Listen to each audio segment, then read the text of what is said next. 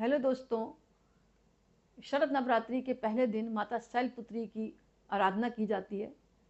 ये माता आखिर कौन है? सती जी ने जब पिता दक्ष के यज्ञ में शिव का अपमान होते देखा तो उन्होंने अपने शरीर का त्याग कर दिया। पुनः जन्म में वे हिमालय की पुत्री के रूप में उत्पन्न हुई। इस जन्म में वे शैलपुत्री यानी पर्वतराज की पुत्री कहलाई। इन्होंने नंदी बैल को वाहन बनाया और त्रिशूल तथा कमल धारण कर लिया। यह कथा हमें सिखाती है कठिनाई कितनी भी बड़ी क्यों ना हो, सच्ची भक्ति और धैर्य से देवी की कृपा प्राप्त होती है। दूसरा दिन होता है माता ब्रह्मचारिणी का। शैलपुत्री के रूप में जन्म लेने के बाद माँ ने कठोर तपस्या की। उन्होंने हजारों वर्ष तक केवल फल, फिर पत्ते, अंत में बिना भोजन जल के केवल तप किया। इसी तपस्या के कारण इन्हें ब्रह्मचारिणी कहा गया। इनकी तपस्या से प्रसन्न होकर भगवान शिव ने उनको पत्नी के रूप में स्वीकारा। तो ये कथा हमें सिखाती कि हर मनुष्य के भीतर जो है तप, संयम, भक्ति की शक्ति जरूर होनी चाहिए। तीसरा दिन आता है माता चंद्रघंटा का।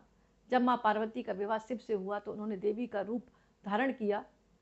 इस समय उनके मस्तक पर अर्धचंद्र के आकार की एक घंटा था, जिससे वे चंद्र घंटा कहलाई। जब असुरों ने देवताओं पर आक्रमण किया तब माँ ने युद्ध करके दैत्यों का संहार कर दिया। यानी कि यह कथा में बताती कि माता भक्तों को साहस और युद्ध में विजय दिलाती है। चौथा दिन होता है माता कुष्मांडा का। कुष्मांडा जो माता है वो चौथा दिन है। इस दिन सृष्टि का निर्माण कहा जाता नहीं हुआ था और चारों ओर अंधकार था। तब देवी ने अपनी मुस्कान, हंसी से ब्रह्मांड की रचना की, इसलिए वे कुष्मांडा नाम से जानी गई। वे ब्रह्मांड का संचालन करती हैं और अष्टभुजा रूप में विराजमान है। ये कथा हमें सिखाती है कि हमें जीवन में ऊर्जा और सृजन की महत्ता पता होनी चाहिए। पांचवा दिन आता है माता स्कंद माता का।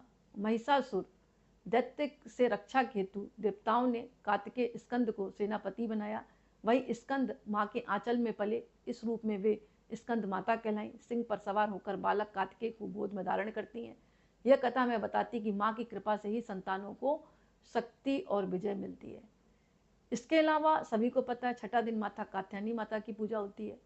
कात्यायनी माता, पहले तो मैं आपको बताऊं, ये कात्यायन ऋषि की पुत्री हैं। इन्होंने महिषासुर का आतंक जब बढ़ने लगा तो देवताओं की प्रार्थना से ऋषि कात्यायन के घर इन्होंने जन्म लिया था। वे कात्यायनी कहलाई। जब महिषासुर ने तीनों लोगों पर अधिकार जमा लिया तो माँ ने युद्ध करके उनका वध कर डाला।